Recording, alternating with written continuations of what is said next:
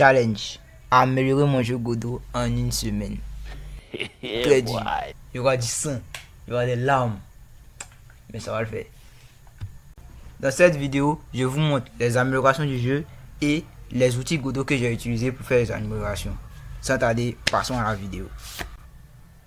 Pendant cette très longue semaine, j'ai passé mon temps à coder. J'ai aligné ligne de code sur ligne de code pour pouvoir sortir ça. Une meilleure interface utilisateur. Vous le savez, l'interface utilisateur est primordiale pour un jeu vidéo. C'est elle qui va dire au joueur où il doit taper et ce qu'il doit faire. Mon interface utilisateur au début était Gaze. En un mot, c'était Gaze. J'ai décidé d'ajouter des précisions sur les boutons. Ce sont ces petites lettres que j'ai mises sur les boutons pour dire quelle touche de la manette on doit utiliser.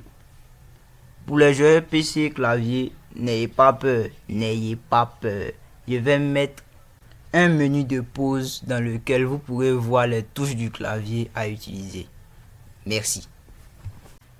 J'ai ajouté un inventaire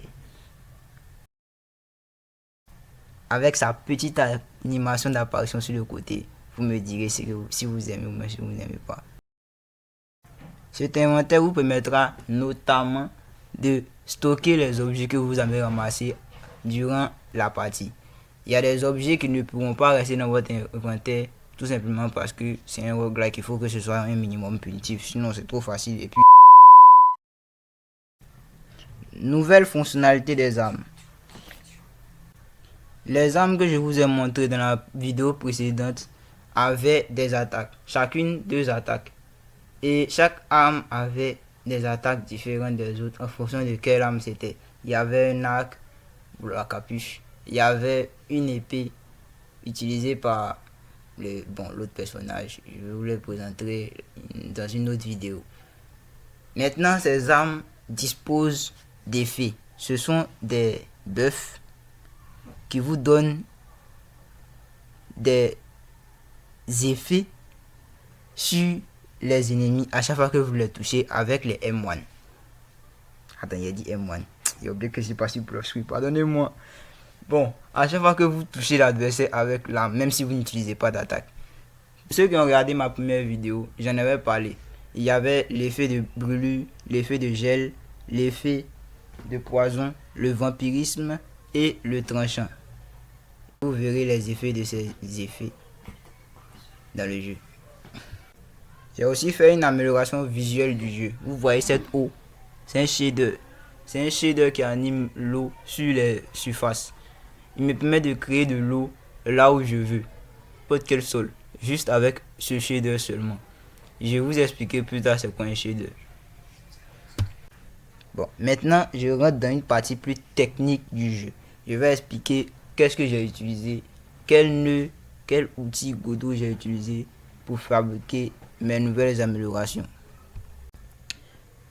Je commence par vous parler de mon nœud préféré sur Godot. Le nœud papillon?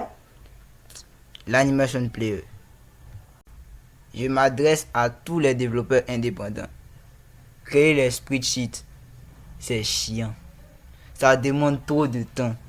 J'ai donc opté pour une approche plus polyvalente de l'animation. Tout ce que j'ai à faire, c'est de faire une animation avec un modèle de personnage. Respecter le même modèle de personnage pour toutes les images que je ferai. Ensuite, mettre les images dans le modèle pour que le modèle génère toutes les animations de tous les personnages.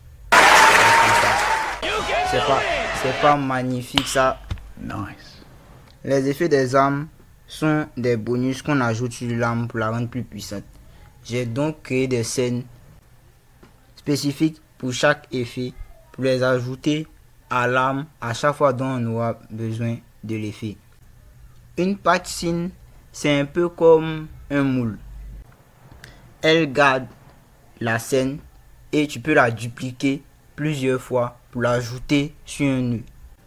On ne peut pas mettre une cutscene en enfant d'un nœud. On doit l'instancier pour pouvoir l'ajouter dans un nœud. C'est une erreur que j'ai beaucoup fait dans les débuts de programmation sur Godot.